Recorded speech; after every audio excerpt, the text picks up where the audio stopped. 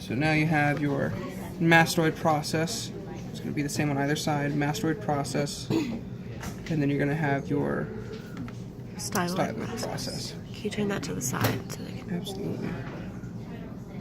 Styloid is the little bit, and the mastoid is right behind it, the larger bit.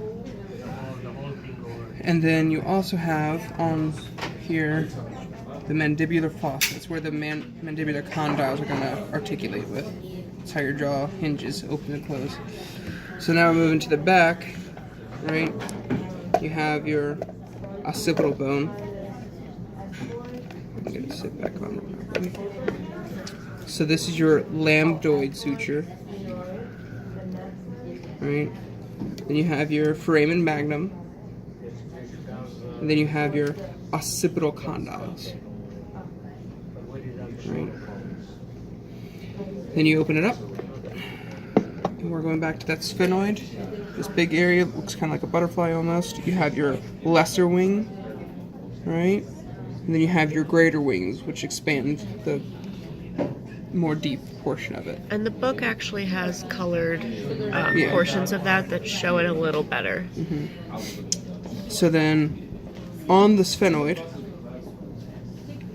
we've got the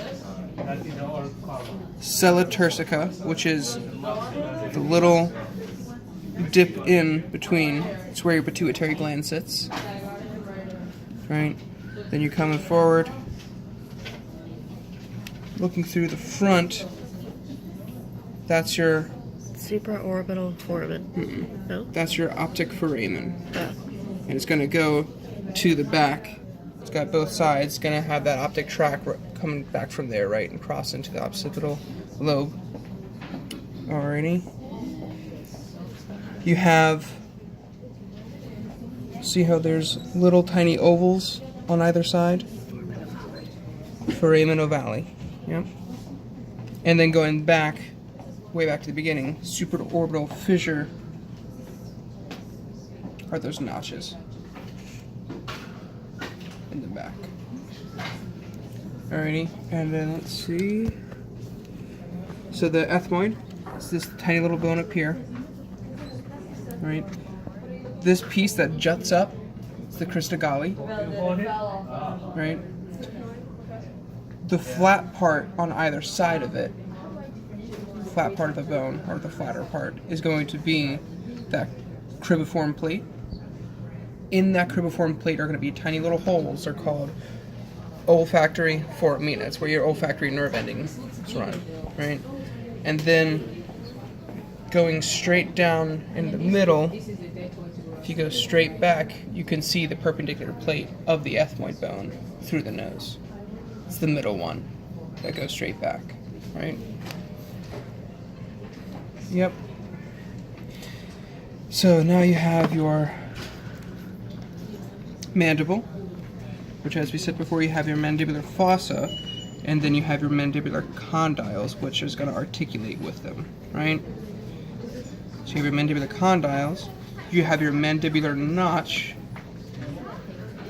and then you have your coronoid process, right? So mandibular condyles, mandibular notch, coronoid process. Then if you look on the posterior side, right below those condyles, so you have two tiny little holes. Those are mandibular foramen. Alright, you see the tiny little holes, tiny?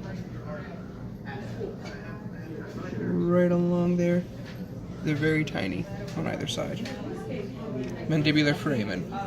Right? Then you have your mental foramen. The two tiny holes on the front side of the mandible. Right? Be right here on you. Then you have your alveolar process, which is basically your gum line. Right? Just think your gum line of your teeth.